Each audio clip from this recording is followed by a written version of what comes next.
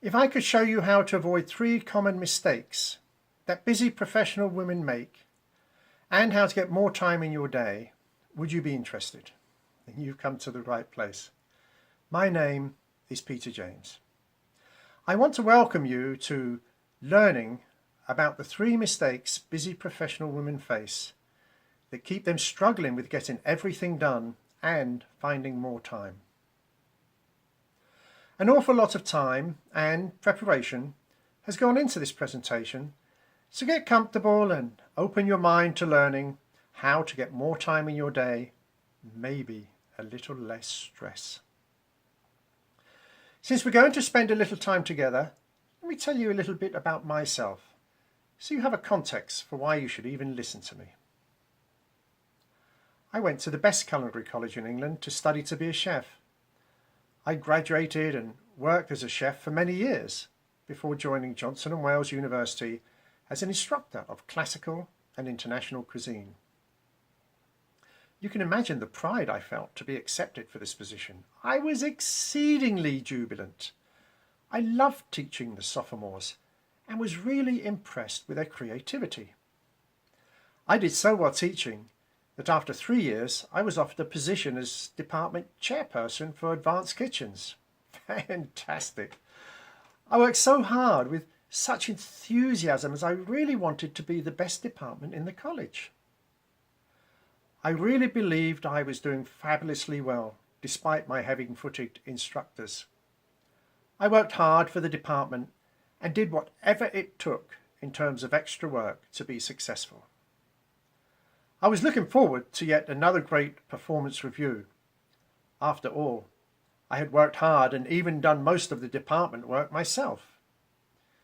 Review time came around and I got the shock of my life. Apparently, I had one of the worst departments in the college. The students and faculty were not happy with my leadership. I was floored, deflated, flabbergasted. The Director of Education, a wonderful lady by the name of Arlene Chorney, took me aside and spent some time talking to me and coaching me. It took me 2 weeks to climb back out of the dumps, 2 weeks of misery for my family, 2 weeks of experiencing varying emotions from deep self-reflection, disbelief, self-blame, anger, and then finally responsibility. Once I took responsibility for my performance, I was somehow energized to act and make sure this never happened again. On the advice of the Director of Education, I attended many leadership development trainings over that summer of 1986, starting with how to deal with difficult people. It was during that course I discovered that I was probably the most difficult person I had to deal with. What a breakthrough. I started to network with other professionals who were into developing themselves and started to develop a whole new set of friends. I attended Tony Robbins seminars and participated in Dennis Waitley coaching, listened to Bob Proctor and Zig Ziglar and many others. I felt like I was starting back in school again, and I have never stopped taking courses, listening to CDs and reading books on being effective and happy.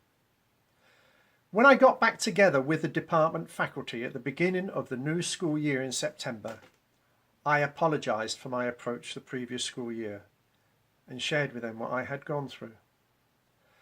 I asked them what they looked for in the department and how they wanted to participate in the responsibilities. Once they told me, I stopped trying to do everything myself and instead put together a plan where most of the work and responsibilities were delegated to the faculty, and they were happier with some added responsibility and input to the department. We then followed the plan with me as a flag waver and cheerleader for the department. We won an award that year for Best Team. So running around keeping busy and justifying my busyness, as well as trying to do everything myself, did not work for me at all. However, once I had put a plan together and followed that plan, things started to fall into place. The culinary instructors loved it, and my family loved the extra time I spent with them, and I enjoyed being a more participative and happy family member. By the end of our time together, you will know how to avoid the 3 common mistakes busy businesswomen face And by applying the education, you will stop feeling like Alice in Wonderland in Lewis Carroll's book, when the Queen of Hearts told Alice she would need to do all the running you can just to stay in the same place. And instead, you will find more time in your day and for yourself. So let's start with a third common mistake. Mistake number 3 is the busy bee syndrome. According to the online dictionary.com, busy as a bee is stated to be very active and energetic, hard working in fact. The origin of the common simile busy as a bee is thought to go back to Chaucer's Canterbury Tales, and that was written in the late 1380s. It seems we haven't learnt much in the past 600 plus years. So why are we still being busy bees? According to a Harvard University Medical School report by Jeff Szymanski called The Perfectionist's Handbook, it's the American way to aim for perfection and excel in business, school, sports and life. We're all trying to do more in less time and feeling overwhelmed as a result. Too many people in business are inefficient and are self-sabotaging perfectionists. Wow. Why is it that we feel we must fill each day with loads of activities that we know will probably not even get done? Even when we go on holiday, we pack our vacation to the max with day trips to interesting sites, dinners for recommended culinary experiences, trips to the museum, and a visit to monuments. And remember to take a picture of yourself everywhere to post on Facebook or Instagram. We get so busy on a vacation that we need a vacation from our vacation. I'm sure some of you watching may well have felt like that. Many of us feel that we must have a large to-do list and then must go gangbusters at it all day to get a sense of accomplishment. Our culture is dependent on the need to feel overwhelmingly busy for a sense of being successful. This country was developed by immigrants who had the drive to come here and work hard to achieve their dreams. Yet, how many dream of being a busy bee all the time and not having time to smell the roses? Not many, right? It seems that somewhere along the way, we've lost our sense of balance. I have 4 children, and I have seen youngsters every day who don't know how to relax and just be young people exploring the wonders of life. They are busy with homework and Little League and dance and karate and many others. We are so busy we seldom even cook our own meals anymore or enjoy chatting with each other at table during meal times. Is it any wonder that when we grow up we follow through with the same busy schedule? Let me tell you a little story about an American businessman on a beach in Mexico. An American businessman was on vacation in Playa del Carmen in Mexico. While he was walking the beach, he saw a Mexican sitting in the shade of the tree and struck up a conversation with him as the man spoke English. "What do you do for a living?" he asked the Mexican fellow. "I'm a fisherman," he said. "Then how come you're not out fishing?" the American fellow asked. "Because I choose not to today. We had a good catch a few days ago and now we take it easy." "That's not how we do it in the States," the businessman said. "How do you do it in the States?" "Well, we would fish every day, even if we had a good catch, and put all the money in the bank." "But what would you do with all that money?" "Why, we would then buy another fishing boat." "Why on earth would you want 2 fishing boats?" "Because then we can save the money from 2 fishing boats until we have enough money to build a fleet of fishing boats." The Mexican was amazed and asked, "What on earth would you do with so much money?" "Glad you asked. We would build our own fish processing plant so that we process our own fish and make even more money." "But why would you want even more money?" the Mexican asked in utter confusion. "Well, then we would buy a shipping company and ship all of our own processed fish and become millionaires? The American businessman replied, you see, if you work really hard and grow your company like I just explained, then you would have no worries about money by the time you reach retirement age. But then, what would you do with all of that money now that you are old and retired? The fellow asked.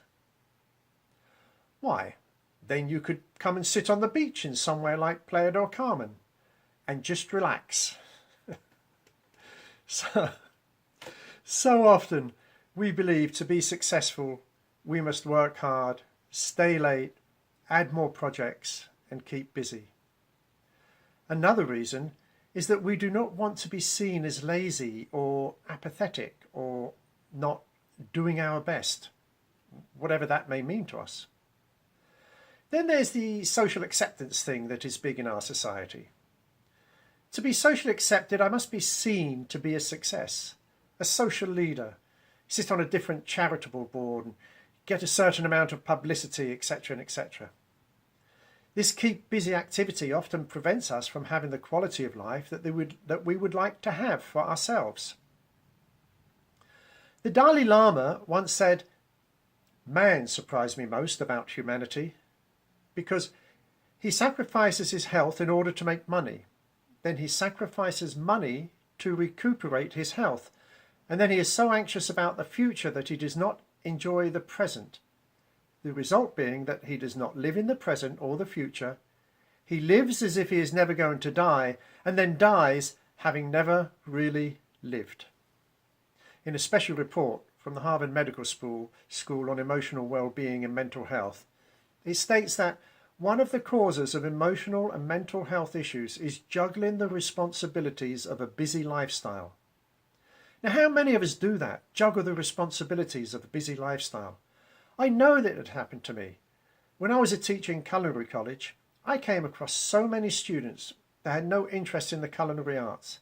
And it seemed that the parents were more interested into fitting in the social norm of what a successful parent was than they were in the actual well-being of their student child. So, in a nutshell, being seen as a success by society using standards that no longer serve us can drive many of us to being as busy as a bee so that we can feel good about ourselves in a so-called successful way. To break out of the busyness, one thing to consider is our comfort zone. Let's look at the comfort zone a little more. In 1908, psychologists John Dodson and Robert Yerkes were executing what has become a classic experiment in psychology. Working with rats, a maze and a black and white door, along with electric jolts, they found that a low arousal state, such as being comfortable with little stress, produced low performance. As the state of arousal or stress or anxiety increases, so does performance. So as our anxiety increases, our performance increases, but only to a certain level, after which performance drops off again.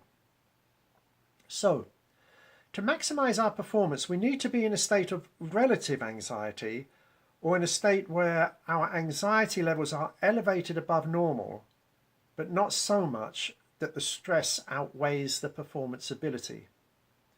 This state is called optimal anxiety. According to the American Heritage Dictionary, anxiety is a state of apprehension, uncertainty, and fear resulting from the anticipation of a realistic or fantasized threatening event or situation, often impairing physical and psychological functioning. At times, when we are operating in a relatively low state of anxiety with little anticipation of threat, we are in our comfort zone. We think, we got this. As this is different for everyone, there's not one easily identifiable behaviour that we can say is a general comfort zone for all. When people are performing the same tasks daily and they know pretty much how things will turn out, then they stay in that routine, which in turn becomes their comfort zone. It's important to note that this is neither good or bad. The comfort zone is, however, keeping us in a low level of performance, whatever that may be for each one of us. I have observed couples who are constantly bickering, yet they have been happily married for over 20 years. They know how to handle each other, give each other peace of their mind, and then carry on. For them, this is their comfort zone. A salesperson may have a routine that gets the required amount of sales every year, and despite ups and downs, they pretty much average the same amount of sales annually. This is their comfort zone. The interesting thing that I have found is that when I endeavour to coach people to higher levels of performance, they often want what that performance can bring, yet they cannot get themselves out of their comfort zone and do something differently. If someone is a busy bee, regardless of how they present that behaviour, they will invariably justify that behaviour. As long as they are rationalising why they perform a certain way, the chances are that they will continue to perform the same way. Oh, they may be on fire for some goal of losing weight or increasing income or better relationships, but give it a few days and the comfort zone, the strong, controlling comfort zone, comes calling and brings them back to where they think they belong. My experience in breaking out of the comfort zone has been to commit to 5 things. Recognize your own performance using whatever metrics apply is the first one. The second one is acknowledge all the rationalizing and justification you have been using. Write it down and read it a few times out loud. Thirdly, choose an improved performance outcome with specific metrics that is not too far outside of your current performance. The fourth is to commit to the new performance and focus on the behaviour necessary to reach the goal rather than the end goal itself. And number 5, find an accountability coach to help keep you on track and let those you interact with daily know your intention and ask them to support you as well. Get them to promise to support you. Let's go through the 5 steps with a few examples that you may be able to relate to. So the first step is to recognize your own performance using whatever metrics apply.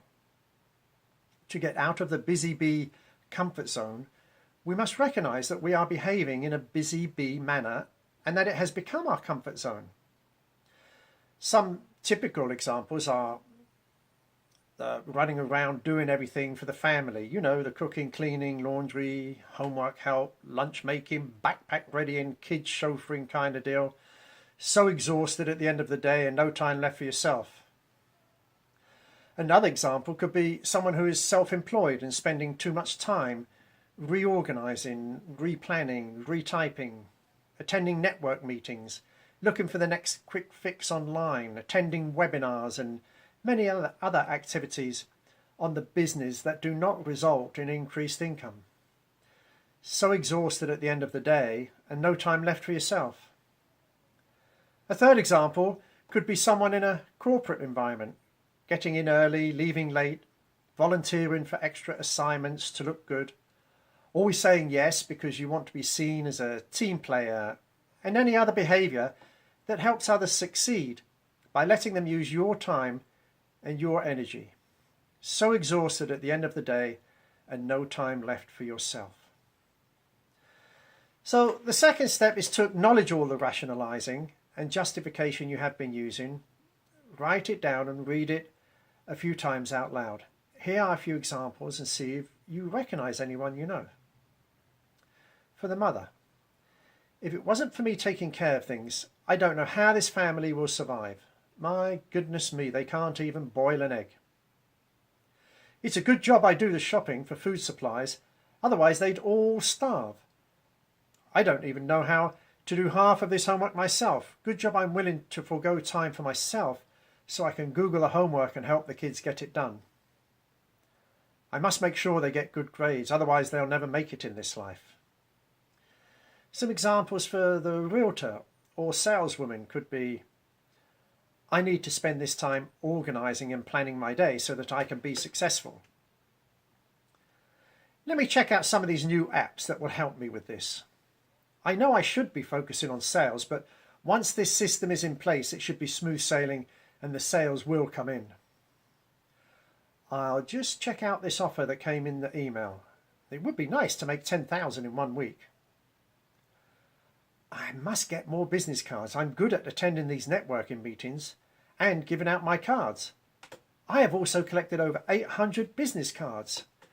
I've got them all wrapped up in little piles.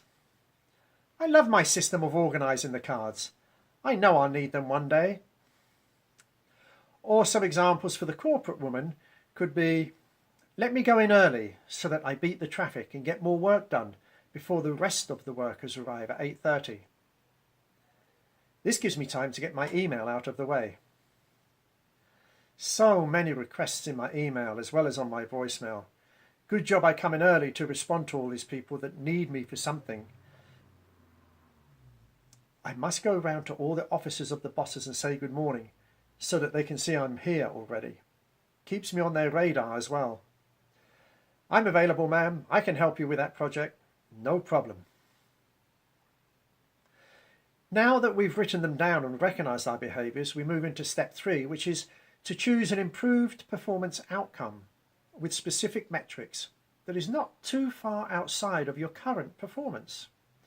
So for the mother, begin taking small steps of getting the family involved in helping with things around the house. Show them how to fold their own laundry. Require their help with food prep, like washing salad items and cutting up lettuce, etc. Encourage them to make their own bed in the morning. Have them get their own clothes ready at night for the next school day. A chart for small chores around the house that all can have a responsibility with would be a good idea. And structure a weekly family meeting to discuss progress, to garner feedback and plan the next week. For the realtor or saleswoman, make a list of 3 or 4 key outcomes that must be completed every day or every week. Schedule time for those activities on your calendar. Plan your day the night before and just follow the plan the next day. Review your adherence to your plans and adjust accordingly. Also, make a don't do list to avoid the activities that have not provided any concrete returns for your efforts. Stick with the plan and stick with the don't do list. Or for the corporate woman, decide how much time you want to spend at work. Understand that if you save a document at night, it will still be there waiting for you in the morning, regardless of what time you leave or arrive. Review your job description or your key result areas or key performance areas. Focus on doing only your job. Learn to say no to others so that you can excel at your own job. Realize that if you choose to spend more time at work, you are stealing your own me time. And now the 4th step, once you've set these plans or once you've set these new comfort zones that are just outside your regular comfort zone, the 4th step is to commit to the new performance and focus on the behaviour necessary to reach the goal, that's the objective, rather than the end goal itself. For all 3 positions we have described, the mother, the realtor or salesperson and the corporate woman, the activity is pretty much the same. You must commit to the new performance. Some ways to do this are with writing notes to yourself as reminders and sticking the notes where they will get noticed. Practice visualization. Go over the desired performance in your brain over and over so your brain gets used to the new way you do things. Make the pictures in your head bold and bright, and over-exaggerate until you feel totally comfortable with the new procedure. Speak out your new performance habits, beginning with I, the way you want them to be, into a recorder as an audio file. I will get up in the morning.